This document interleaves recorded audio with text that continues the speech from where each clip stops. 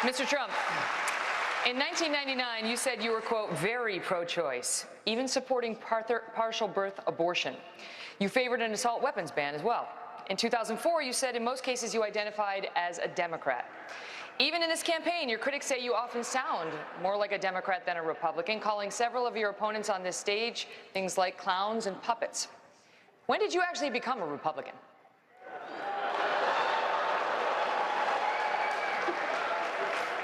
I don't think they like me very much. I'll tell you what, I've evolved on many issues over the years, and you know who else has is Ronald Reagan evolved on many issues. And I am pro-life, and if you look at the question, I was in business, they asked me a question as to pro-life or choice, and I said, if you let it run, that I hate the concept of abortion. I hate the concept of abortion. And then since then, I've very much evolved. And what happened is friends of mine years ago were going to have a child, and it was going to be aborted, and it wasn't aborted, and that child today is a total superstar, a great, great child. And I saw that, and I saw other instances, and I am very, very proud to say that I am pro-life. As far as being a Republican is concerned, I come from a place, New York City, which is virtually, I mean, it's almost exclusively Democrat. And I have really started to see some of the negatives. As an example, and I have a lot of liking for this man, but the last number of months of his brother's administration were a catastrophe, and unfortunately, those few months gave us President Obama, and you can't be happy about that.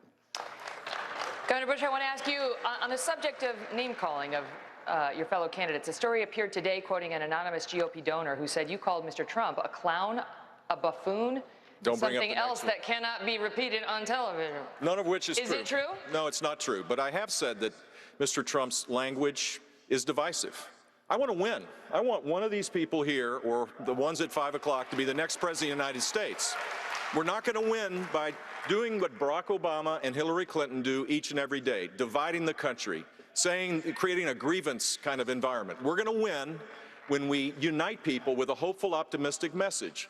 I have that message because I was a governor of a state that saw people lifted up because we had high sustained economic growth. Our economy grew at double the rate of the nation. We created 1.3 million jobs. We led the nation 7 out of those 8 years. We were only one of 2 states that went to AAA bond rating. I cut taxes $19 billion.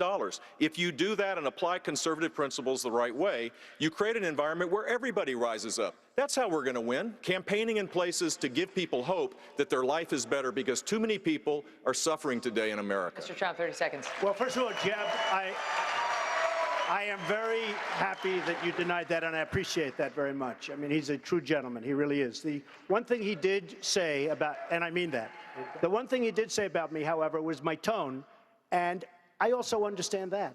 But when you have people that are cutting Christians' heads off, when you have a world at the border and at so many places that it's medieval times, it's almost got to be as bad as it ever was in terms of the violence and the horror.